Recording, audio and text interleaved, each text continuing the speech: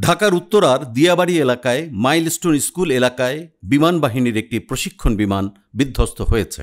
সোমবার দুপুরে বিমানটি বিধ্বস্ত হয় বলে জানিয়েছে আন্তঃবাহিনী জনসংযোগ পরিদপ্তর বা ISPR। এতে বলা হয়েছে, বাংলাদেশ বিমান বাহিনীর F-7 BGI প্রশিক্ষণ বিমান উত্তরায় বিধ্বস্ত হয়।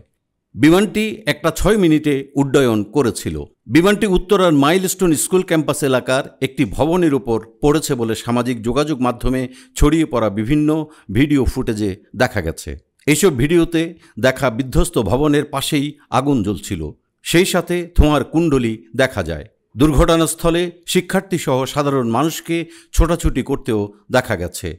দুর্ঘটনাস্থলে তাৎক্ষণিকভাবে স্থানীয় বাসিন্দা ও সেনাবাহিনী সদস্যদেরও উদ্ধার তৎপরতায় অংশ নিতে দেখা গেছে। আরেকটি ভিডিওতে দেখা গেছে সেনাবাহিনী সদস্য ও স্থানীয়রা গুরুতর আহতদের দ্রুত হাসপাতালের দিকে নিয়ে যাচ্ছে।